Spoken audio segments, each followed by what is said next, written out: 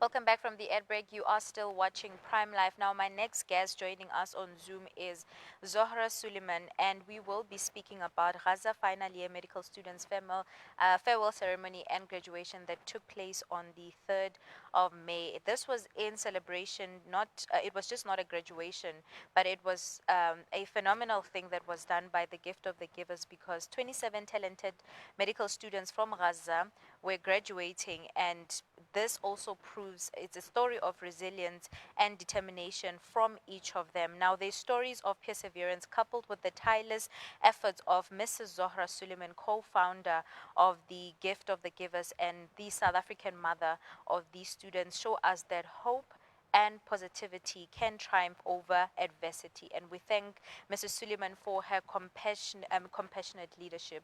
Thank you so much, and Assalamu alaikum for joining us on Prime Live.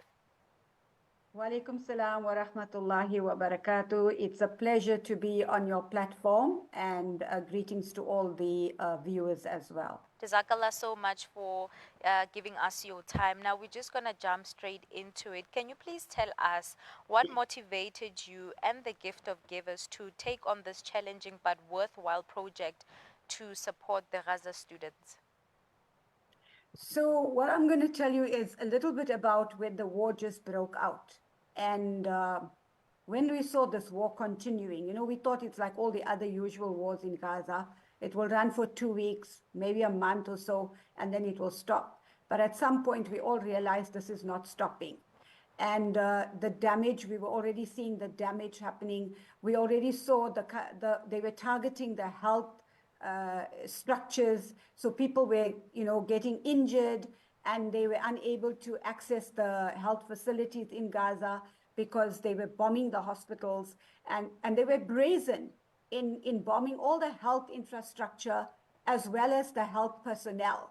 So at that point, we realized that Gaza is losing all its doctors, all its health professionals.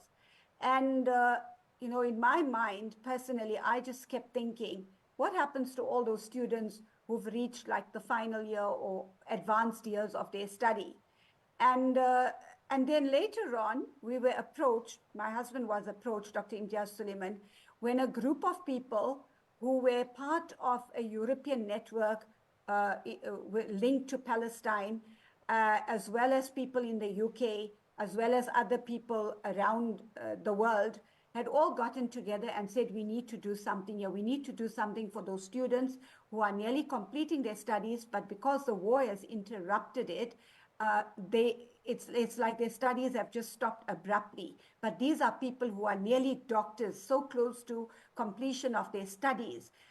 If we at least give them an opportunity to qualify, then at least we are growing the pool of doctors again in Gaza when the ceasefire comes into place and the hospitals are back on their feet. So there were a few people, like I said, people from all these different countries and networks got together, and they spoke to the dean of the Islamic University of Gaza, the dean of the Al-Azhar University of Gaza, proposed the idea, and he was all for it. He said, fine, I've got my students, and since since South Africa is open to them, I'm happy to let my students come there and complete the electives. So it wasn't full qualification, it was the electives. Electives meaning, as a doctor, when you study, you attend lectures, but you also have to do practical work in the wards. And there were no hospitals for them to go to, and some of them were already out of Gaza. They were in Rafah and in Egypt, and some went out to other countries. When their friends or their neighbors or family get injured, they normally send you with an accompaniment, they call it. So some of these medical students had ended up in other parts of the world, like Europe and that, and so they were already out of Gaza. So the dean welcomed this idea, and he contacted all his students, and then arrangements were made to fly them out of Egypt or whichever part of the world they were in to come to South Africa. But whilst that was also happening, there were negotiations happening here in South Africa. So there were people from the university, the deputy dean and the dean of UCT, and there were other people who were involved in the academic running of the program. Some were curriculum coordinators. And then they realized that, okay, we want to run the program. UCT is open to the idea. The deans from Gaza are happy to release their students, but now we need money. As in everything, you need money to run a project. And that's how they approached Dr. Imtiaz Sooliman. And he said, fine, money is not really the difficult part. The other parts are all the difficult things to coordinate. And that's how it happened. It happened because there was one single donor who was giving large sums of money weekly to Gaza for upgrading of desalination plants and a whole lot of other things. And when Dr. Imtiaz Sooliman proposed this idea to him, he came on board immediately and endorsed the project. And so he's been one of the main supporters. There are other donors who came in financially and with resources as well. But this was a donor who gave us that full guarantee that he's going to be funding the studies of the Gaza students here in South Africa. So that is how it came together. It wasn't like we decided this is what we want to do. It was a whole lot of people that were having the same idea and goal in mind. And you know, when you have the same inclinations, then Allah puts the people together. And that is how it happened. Jazakallah so much for sharing for sharing with us on how it all began and the support that you have, received from everybody else to make this dream come true. But I do know that with every big project, especially a project like this one specifically, there are challenges. What were some of the most challenging aspects of, bringing and helping these students finish their medical studies, and how did you overcome them? So some of these students, those that were out, it was a bit easier to get them to Egypt or from the country that they were flying out. But then there were a handful that were still in Gaza, inside Gaza. And those students, some of them had never left Gaza. It was the first time that they left Gaza because they were coming to study in South Africa. So some of them didn't have visas. And so the visa was a big challenge initially. But we have our teams and our Middle East representative working. He lives in Turkey, but he was in Egypt every second week, and he still does that because of all the aid that we take in regularly. So between him and our teams in Egypt and our officers in Gaza, they arrange for the visas for the children to leave and the passports for the students to leave. And that they can only get from the West Bank. And because of the war, any kind of transport from West Bank to Gaza had become very challenging. But with all of that, those passports and documentation came, and these students left. They left Gaza, crossed into Rafah, and then into Egypt. And within a day or two, their tickets were booked to come to South Africa. When they came to South Africa, we could just see some of them had traveled like 24 hours, 18 hours. It was long journeys. And you must know at that time it was still in the early part of the war. The war had started in October 23. All these negotiations started around March 2024. And most of these students had just come out in time before the border closed at the end of April. Then those who could not, when the border closed, there were many more students who were going to come. But unfortunately, because the Rafah border closed, and also there was some damage there at the border crossing, a lot of the students couldn't come out. So those that were out and those that were hunted from other countries in the world, they were all booked to come to South Africa. The day they came, you could just see on their faces, their expressions, that they've come from a place of trauma.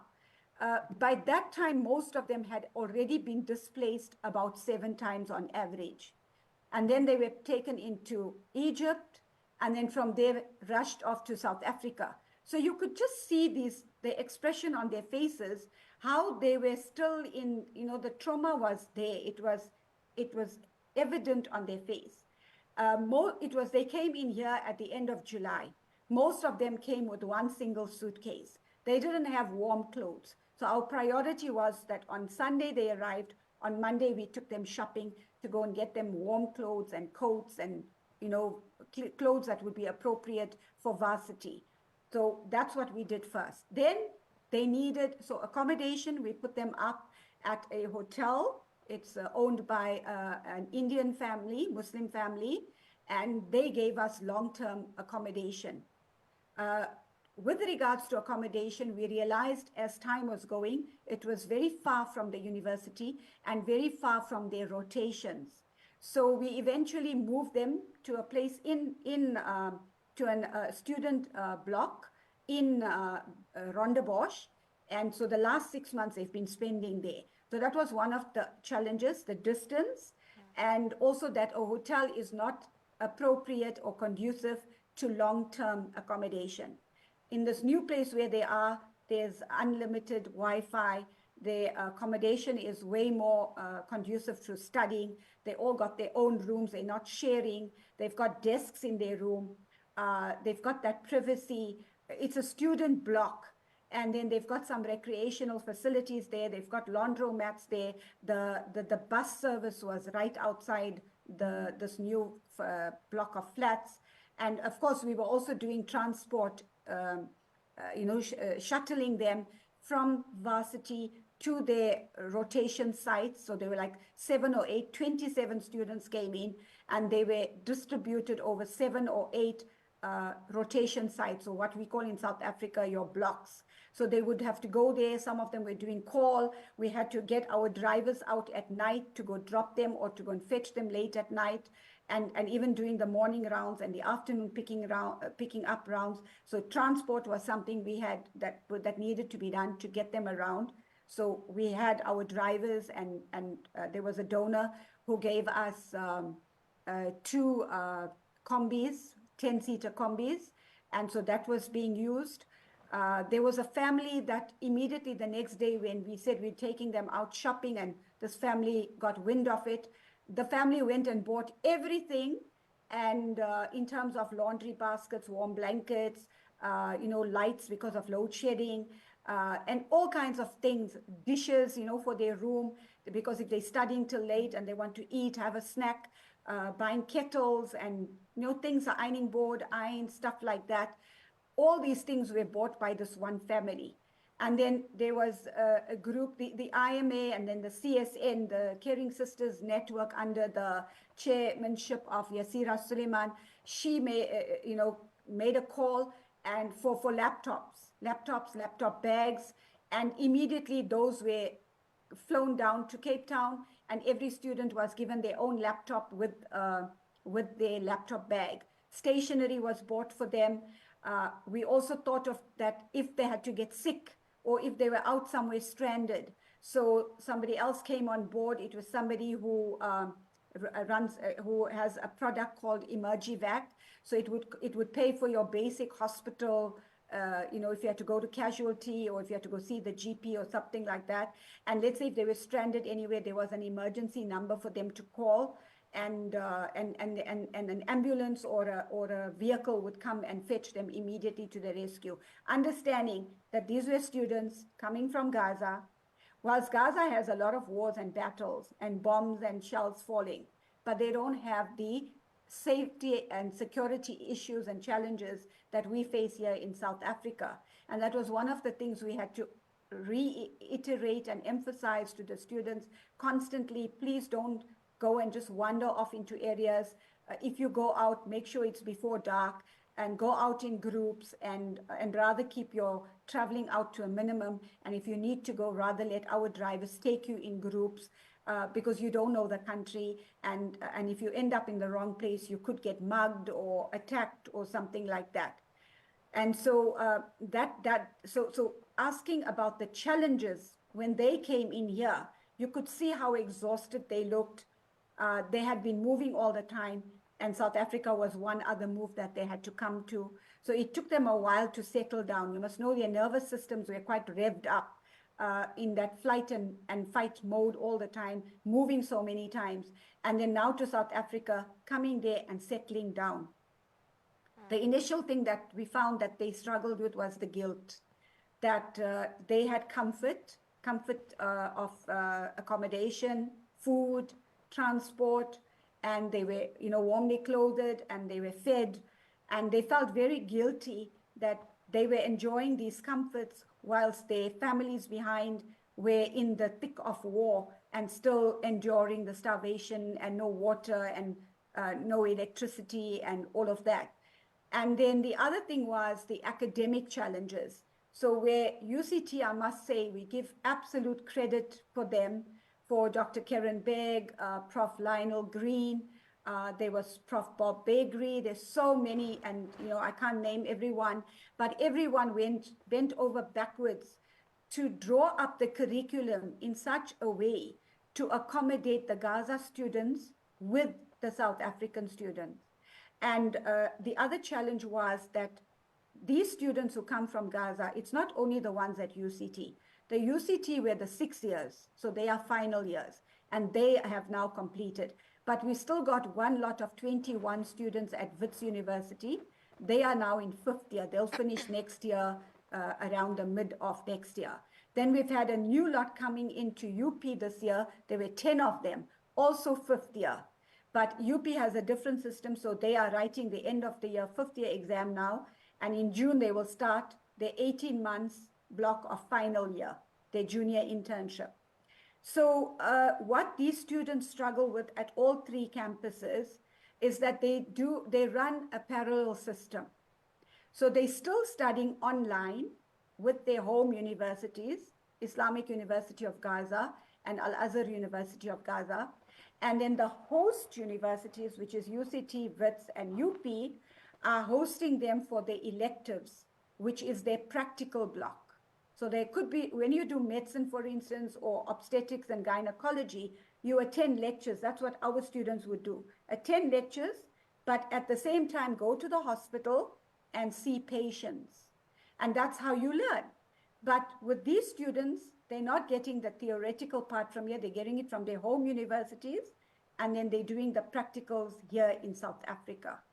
And they struggled with that because it could be that in their theory with their home universities and the block that they're doing online might be surgery, whilst in South Africa, they're doing the block in ONG.